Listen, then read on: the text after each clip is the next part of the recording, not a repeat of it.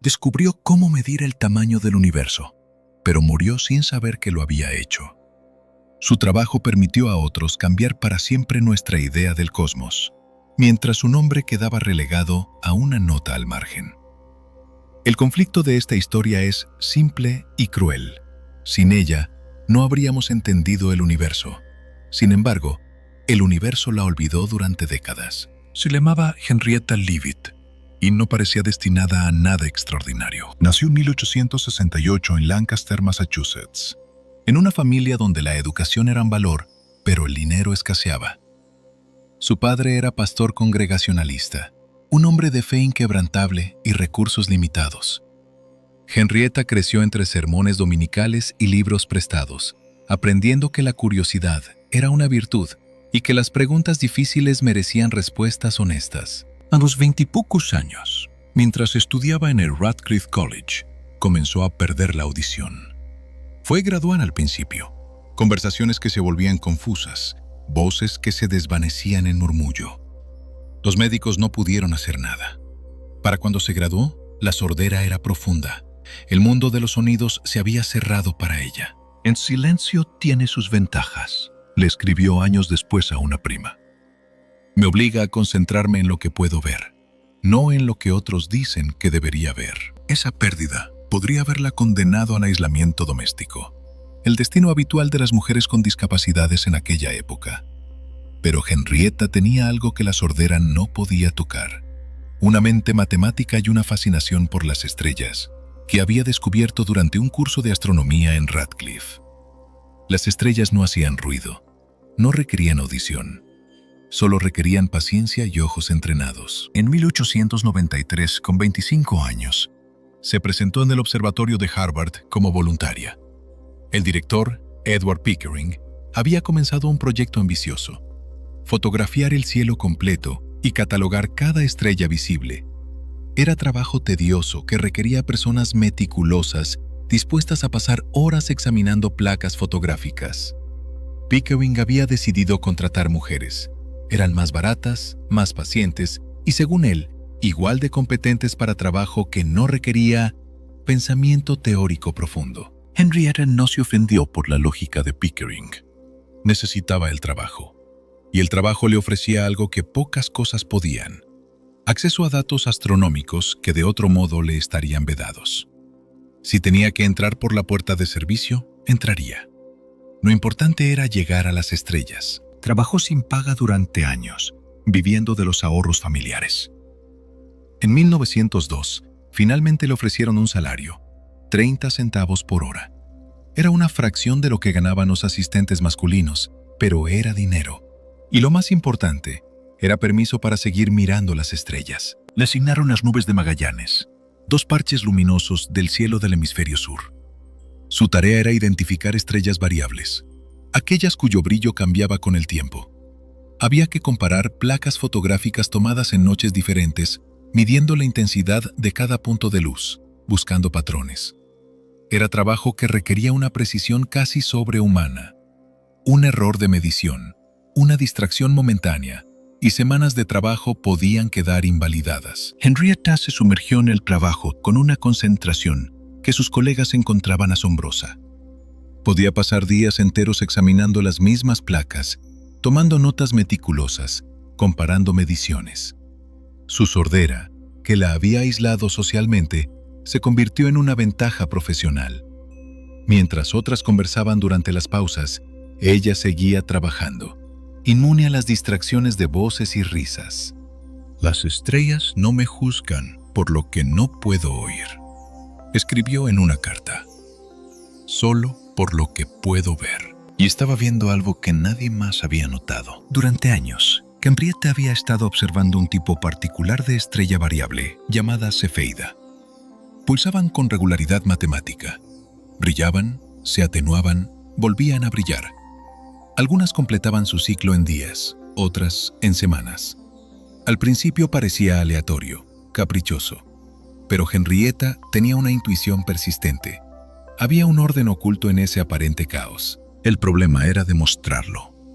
Tenía miles de mediciones, pero los datos eran ruidosos, las fotografías imperfectas, las variables numerosas.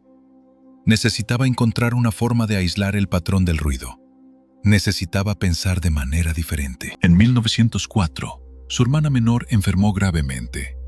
Henrietta tuvo que dejar Harvard y volver a casa para cuidarla durante meses. Fue un periodo de frustración intensa.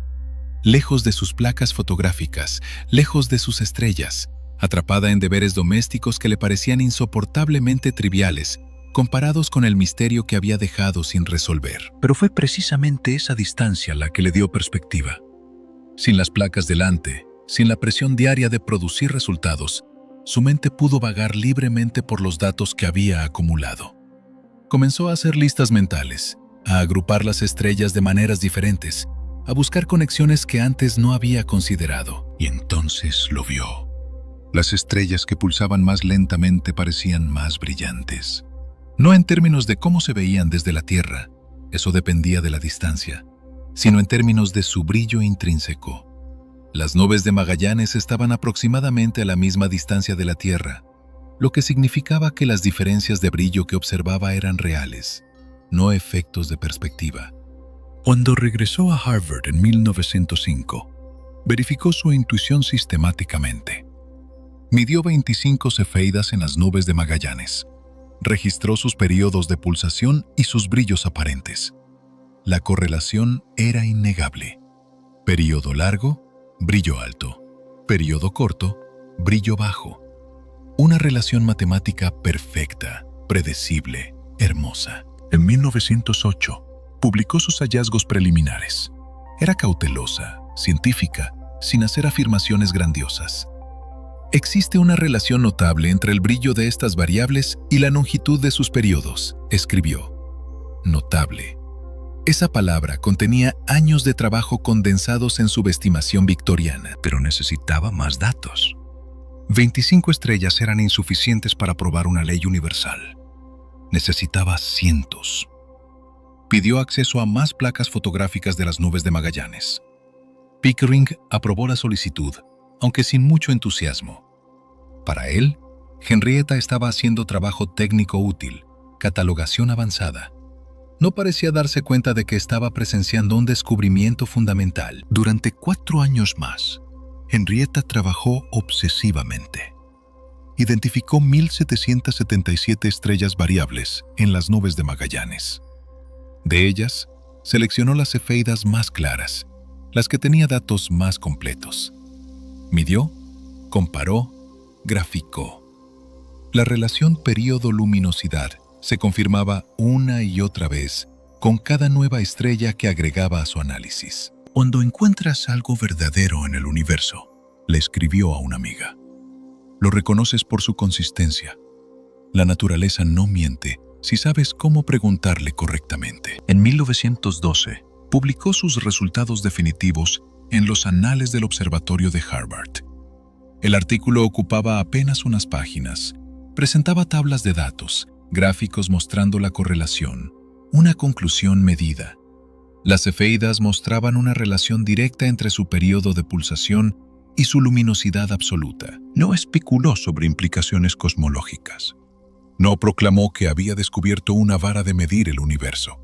Simplemente presentó los hechos, dejando que hablaran por sí mismos. Los hechos susurraban. El mundo aún no escuchaba. El artículo de Henrietta cayó en un terreno extraño. Los astrónomos lo notaron. Era imposible ignorar datos tan meticulosos, pero nadie entendió inmediatamente su importancia revolucionaria.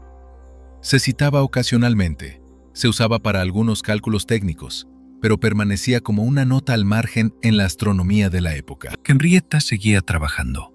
Si estaba frustrada por la falta de reconocimiento, no lo mostraba en su correspondencia. El trabajo es su propia recompensa, escribió en 1913. Si he encontrado algo verdadero, el tiempo lo revelará. Si no, entonces he malgastado mi esfuerzo honorablemente. Pero internamente, algo debía estar fermentando. En 1913 presentó a Pickering una propuesta.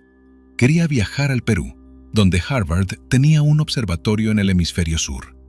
Podría hacer observaciones directas de las nubes de Magallanes, verificar sus hallazgos, extender su trabajo.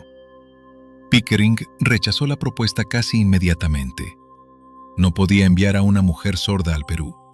Era imprudente, innecesario. Ella podía seguir trabajando perfectamente bien desde Cambridge con las placas fotográficas. Henrietta aceptó la decisión sin protestar públicamente. Pero en una carta a su hermano, escribió algo más amargo. Me pregunto si habría sido imprudente e innecesario si fuera un hombre oyente. Sospecho que la prudencia tiene género y capacidad auditiva. Siguió trabajando en Cambridge. Amplió su investigación a otras familias de estrellas variables. Publicaba regularmente. Contribuía al catálogo estelar de Harvard. Entrenaba a las nuevas computadoras que se unían al observatorio. Se convirtió en jefa del Departamento de Fotometría Estelar. Un título impresionante que no venía acompañado de aumento salarial ni de voz en las decisiones importantes del observatorio. Mientras tanto, otros astrónomos comenzaban a entender el valor de su descubrimiento. Einar Hertzsprung, astrónomo danés, fue uno de los primeros. En 1913, calculó la distancia a las nubes de Magallanes usando el método de Leavitt. No era perfecto. Cometió algunos errores de calibración, pero el principio era sólido. Publicó sus resultados, citando brevemente a Henrietta. La mayoría de la atención fue para Hertzsprung, quien había demostrado que el método funcionaba para medir distancias cósmicas. Harlow Shapley, ambicioso astrónomo americano, usó las cefeidas de Leavitt para mapear la Vía Láctea. En 1918, publicó su modelo de la galaxia, mostrando que el Sol no estaba en el centro, sino en la periferia. Fue celebrado como un descubrimiento revolucionario. Shapley citaba el método de las cefeidas constantemente, pero el nombre de Henrietta raramente aparecía en sus conferencias públicas. Henrietta observaba desde la distancia, no desde el resentimiento, sino desde una especie de resignación filosófica. He proporcionado la escalera, escribió en 1919. No puedo controlar quién la usa, ni qué gloria obtienen al subir por ella. Solo puedo asegurarme de que la escalera sea sólida. Y era sólida. Cada nuevo estudio confirmaba su relación periodo-luminosidad. Se estaba convirtiendo en una herramienta fundamental de la astronomía, aunque su creadora permanecía en las sombras. En 1920, Henrietta comenzó a sentirse enferma.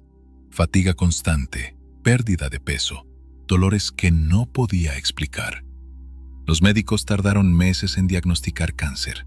Para entonces, ya estaba avanzado. Siguió trabajando mientras pudo. Llegaba al observatorio en días donde apenas podía sostenerse en pie. Se sentaba ante sus placas fotográficas. Medía estrellas con manos temblorosas. Sus colegas le rogaban que descansara. Ella insistía.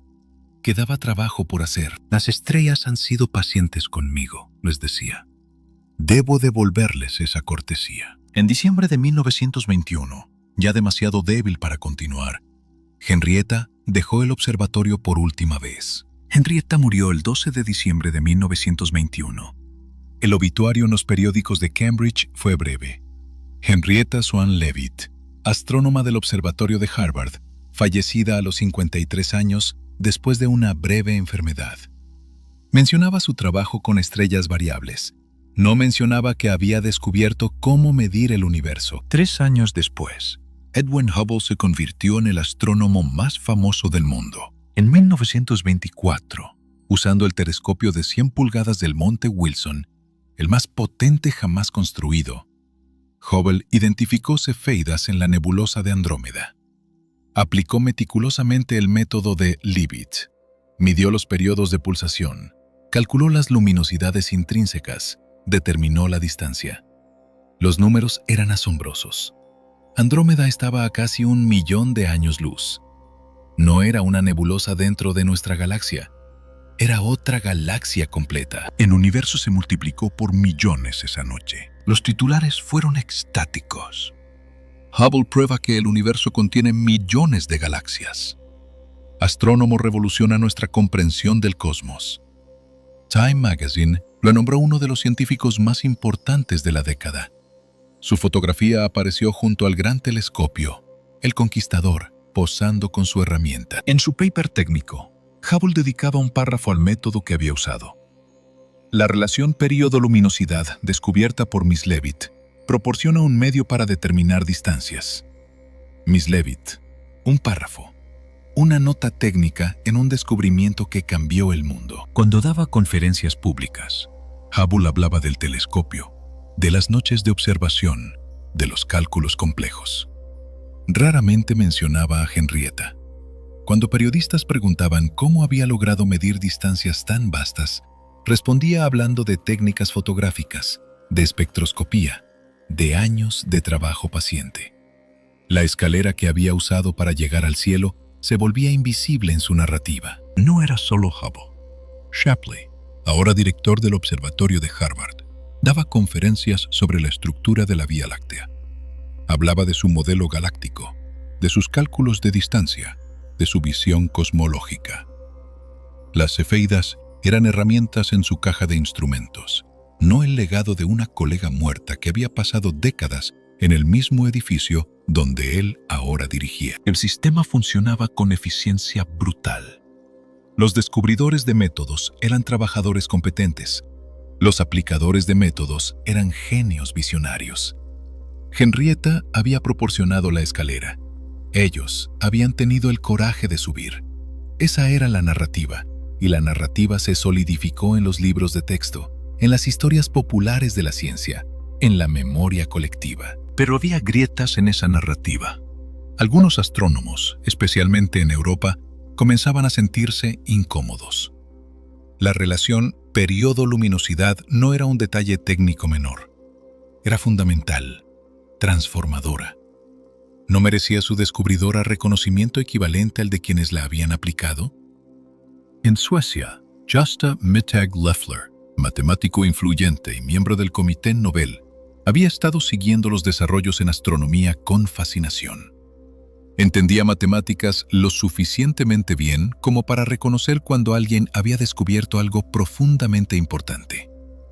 Y la relación de Leavitt era, en su opinión, uno de los descubrimientos más elegantes y poderosos de la astronomía moderna. En 1924, comenzó a hacer averiguaciones.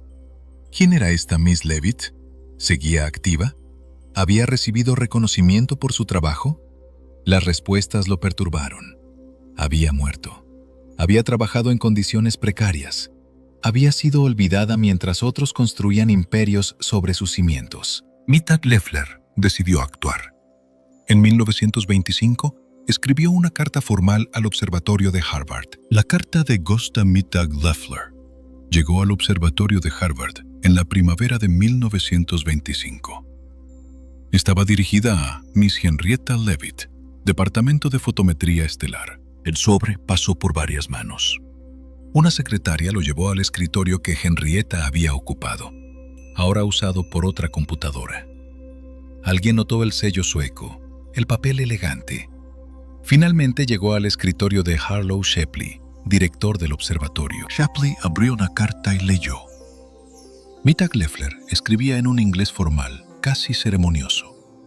Explicaba que había estado estudiando los avances recientes en astronomía. Había quedado profundamente impresionado por el descubrimiento de Miss Leavitt de la relación período-luminosidad en las estrellas cefeidas. Era, en su opinión, uno de los logros científicos más importantes de las últimas décadas. El Comité del Premio Nobel estaba considerando candidatos para el premio de física. Mittag-Leffler quería nominar a Miss Leavitt. Necesitaba más información sobre su trabajo, publicaciones adicionales si estaban disponibles, y una forma de contactarla directamente para discutir los detalles de la nominación. Shapley leyó la carta 2 veces. Luego la dejó sobre el escritorio y miró por la ventana hacia el jardín del observatorio. Henrietta había muerto 4 años antes. Había trabajado en este edificio durante casi 3 décadas. Había hecho un descubrimiento que ahora estaba permitiendo a Hubble, a Shapley mismo, a docenas de otros astrónomos, reescribir nuestra comprensión del cosmos. Y nadie, ni él, ni Pickering, ni ninguno de sus colegas prominentes, había pensado en nominarla al Nobel mientras vivía. El premio Nobel no se otorga póstumamente. Esa regla era inflexible, conocida por todos en la comunidad científica. La carta de Mittag-Leffler representaba una oportunidad que ya no existía. Shapley tomó papel y pluma. Su respuesta fue breve, factual, sin emoción visible. Lamente informarle que Miss Leavitt falleció el 12 de diciembre de 1921. Su muerte fue una gran pérdida para el observatorio y para la astronomía. No mencionó que él había conocido a Henrietta, había trabajado con ella, había usado su método extensivamente. No mencionó que el observatorio había tenido 9 años, desde su publicación de 1912 hasta su muerte en 1921, para proponer su nombre al Nobel. No mencionó la ironía cruel de que el reconocimiento llegaba precisamente cuando ya no podía recibirlo. Envió la carta. El asunto quedó cerrado. Mettag Leffler recibió la respuesta con consternación. Consideró brevemente nominar a Henrietta de todas formas, como gesto simbólico, pero las reglas del Nobel eran claras. No había excepciones para los muertos, sin importar cuán injusta fuera la situación. En Estocolmo, el nombre de Henrietta Leavitt fue retirado de la lista de candidatos potenciales. En su lugar, el comité consideró a otros científicos, hombres vivos con logros impresionantes. Edwin Hubble eventualmente sería considerado varias veces, aunque nunca ganó. Murió en 1953, un año antes de que el comité decidiera que la astronomía finalmente merecía un premio. Henrietta se había perdido el Nobel por 4 años. Si hubiera vivido hasta 1925, si el cáncer hubiera llegado un poco más tarde, si Mettag Leffler hubiera actuado un poco más temprano, su nombre estaría junto a Curie, Einstein, Planck. Estaría en los libros de historia como una de las grandes mentes científicas del siglo XX. En cambio, se convirtió en una pregunta de trivia, una nota al pie que estudiantes diligentes subrayaban y luego olvidaban. Su método se usaba miles de veces al año. Su nombre se mencionaba miles de veces menos. No hubo villanos en esta historia. No exactamente. Solo hombres ocupados construyendo carreras, instituciones operando según sus lógicas habituales. Un sistema que funcionaba perfectamente para algunos y desastrosamente para otros. Henrietta no fue asesinada, fue olvidada. Y el olvido es a menudo más efectivo que la malicia. Pero las estrellas recuerdan. Las efeidas siguen pulsando según su ley, indiferentes a títulos y premios. Cada una es un monumento involuntario, un testigo silencioso de que Henrietta Leavitt vio algo verdadero en el universo, algo que nadie más había visto, y lo compartió con un mundo que nunca le devolvió el favor.